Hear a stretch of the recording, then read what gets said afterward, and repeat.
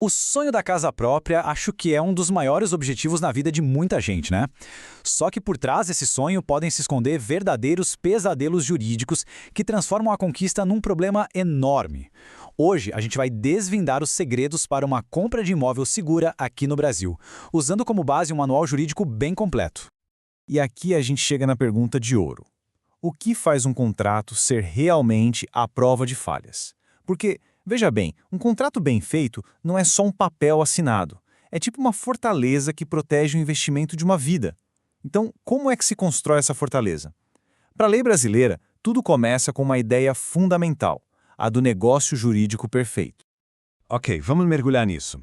Pense nesse tal de negócio jurídico perfeito como se fosse uma receita de bolo. Sabe, se faltar um ingrediente essencial, o bolo simplesmente desanda. Na compra de um imóvel, a lógica é a mesmíssima. Ele é a base, o alicerce de qualquer transação que se queira segura.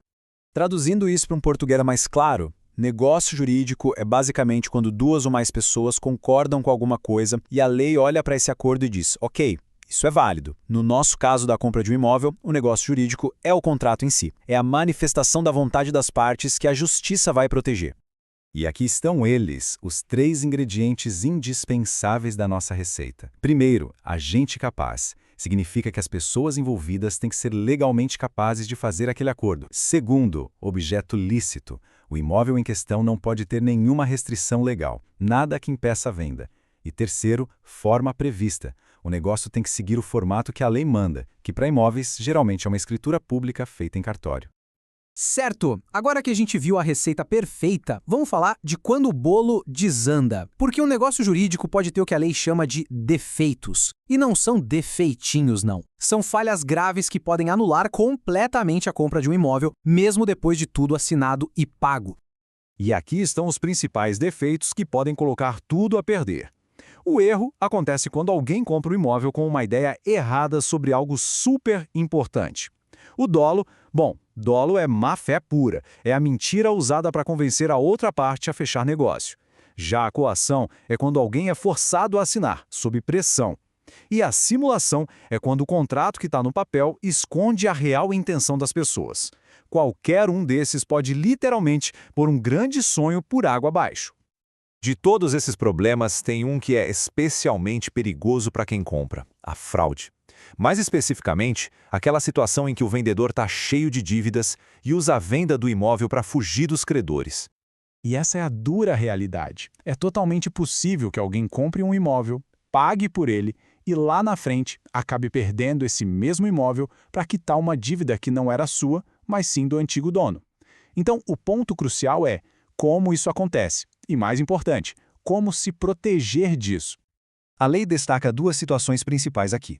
A fraude contra credores é quando o vendedor, que já sabe que está endividado, vende seu patrimônio para não ter como pagar o que deve. Agora, a fraude à execução é considerada ainda mais grave. Nesse caso, já existe um processo judicial rolando contra o vendedor. Vender o imóvel nessas condições é visto como um ato contra a própria justiça. E para a lei, essa venda é simplesmente ineficaz. O resultado prático disso tudo segue um processo bem claro e doloroso. Primeiro vem a penhora, que é quando a justiça basicamente reserva aquele imóvel que foi comprado para garantir a dívida. Depois a avaliação, para definir quanto ele vale. E por fim a expropriação, que é o ato de tomar o imóvel do novo proprietário para pagar a conta do vendedor. É um cenário, assim, devastador. Mas, felizmente, existe uma saída. A lei oferece ferramentas de defesa, e a mais poderosa de todas elas é a prova. Não adianta só falar, é preciso provar.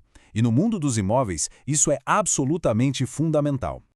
A nossa justiça aceita vários tipos de provas, sabe? Desde testemunhas até perícias complexas.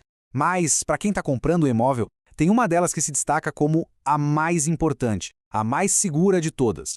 É a prova documental. Olha, fotos, gravações, testemunhos, tudo isso tem seu valor, mas o documento escrito, no nosso sistema legal, tem um prestígio imenso. Ele é a principal linha de defesa do comprador. É a evidência mais forte de que a pessoa agiu de boa fé e com o cuidado necessário. Então, chegamos ao ponto. Qual é o documento-chave? Qual é a proteção definitiva contra todas essas armadilhas que a gente viu? A resposta está num lugar bem específico. O cartório de registro de imóveis é preciso pensar nele como o guardião da história completa do imóvel. Absolutamente tudo de relevante que já aconteceu com aquela propriedade, quem foram os donos, se já foi dado em garantia, se existe alguma disputa judicial, tudo fica registrado ali. E essa informação é pública, acessível. E dentro do cartório, este é o documento essencial, a certidão de inteiro teor. Ela é, sem exagero, a biografia completa e atualizada do imóvel. Com esse documento em mãos, aquilo que era invisível se torna visível. É possível descobrir se há penhoras, hipotecas ou qualquer outro problema escondido que possa afetar a compra. Para fechar, fica essa citação direta do manual jurídico. Além da certidão do imóvel, buscar as certidões judiciais em nome do vendedor é o passo final. É essa diligência que demonstra a boa-fé de quem compra e protege contra a armadilha mais perigosa de todas. Com esses documentos, a transação deixa de ser só a compra de um imóvel. Ela se torna aquisição de paz de espírito. E no fim das contas, a questão que fica é, numa das maiores decisões da vida, o que vale mais? A confiança cega ou a certeza documentada?